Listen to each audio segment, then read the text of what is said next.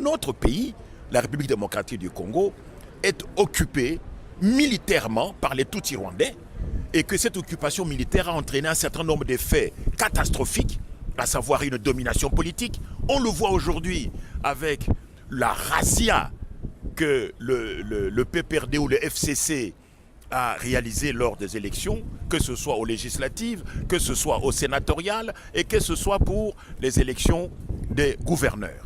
Donc c'est une domination politique. C'est la première conséquence de l'occupation militaire du Congo par les Tutsis. La deuxième conséquence, c'est l'assujettissement ethnique.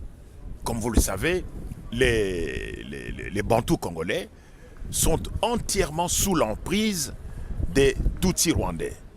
Et aujourd'hui, quand vous allez dans des territoires comme Walikale, Rutshuru, Masisi, vous ne trouvez que des Tutsis rwandais. Les chefs coutumiers Bantous congolais ont été assassinés, d'autres ont eu la vie sauve grâce à l'exil. Donc c'est le deuxième effet néfaste de l'occupation militaire. L'autre effet néfaste, c'est quoi? C'est le pillage de nos matières premières. Nos matières premières sont pillées, en particulier le coltan. Vous avez vu dernièrement l'arrestation de Rwandais qui portaient des gilets pare-balles bourrés de coltan. Une autre conséquence, c'est le génocide. Les Bantous congolais sont l'objet d'un génocide silencieux. On parle de 10 millions de morts. Eh bien, ça, c'est la conséquence de cette occupation militaire. Enfin, une dernière conséquence, la cinquième, c'est le risque de balkanisation du Congo. Et je tiens ici à souligner que lors du meeting qui s'est tenu à Tottenham, à Londres, et au cours duquel le Premier ministre Adolphe Muzito a pris la parole, il a prononcé le mot balkanisation. Et voici textuellement ce qu'il a dit. Il dit, voici ce que le Premier ministre, n'est-ce pas, Adolphe Muzito a dit. Il dit, voilà, j'ai entendu dans la salle ici des gens parler des risques de balkanisation du Congo comme s'il s'agissait d'une menace ou d'un projet à venir.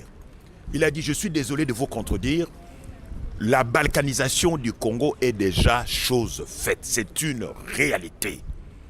Donc, le démantèlement de l'immense Congo est en cours de réalisation. Et donc, il faut complètement changer de logiciel. Il faut changer de discours.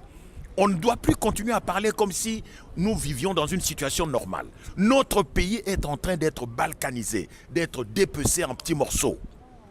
Il faut que tout le monde, à commencer par le leader de la Mouka, modifie leur discours, durcisse et muscle leur discours et choisissent d'autres stratégies. Car en cas de balkanisation, ce n'est pas les paroles, ce n'est pas les articles qui vont faire chasser l'ennemi. En cas de balkanisation, pour ceux qui luttent contre la balkanisation, il n'existe qu'une seule façon, n'est-ce pas? C'est la résistance par la force, la résistance armée.